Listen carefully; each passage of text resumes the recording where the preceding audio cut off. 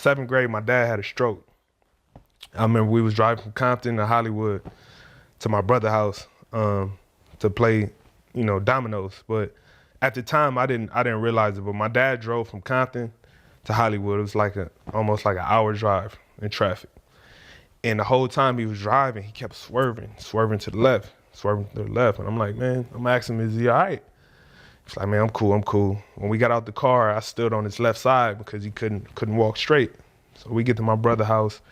He playing dominoes. He couldn't pick up the dominoes with his left hand.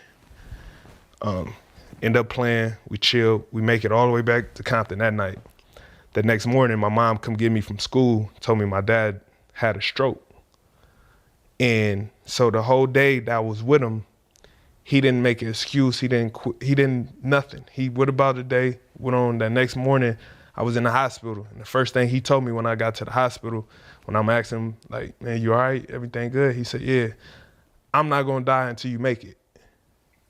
So that mentality I carry with to this day. It's like, I can't quit. You know what I mean? Like, no matter what it is that I go through, I can't quit. I see my dad literally have a stroke and drive an hour, play dominoes, drive an hour back until he realized what was going on. You know what I mean? So to me, like, my mentality will always be never quit. Like, no matter how tough it is, because in my mind, like, I always say this thing now, like, I take offense to NBA players who sit out games that don't play, right?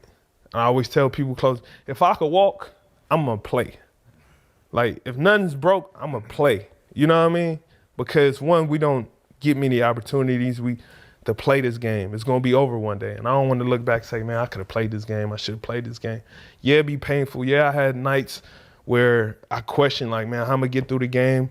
But I pushed through it. And I'm more satisfied that I played through whatever it is that I was feeling physically. It means that much to me. You know what I mean? So back to your point of not quitting, it just comes from me just with my dad. You know what I mean? That moment just sits with me forever.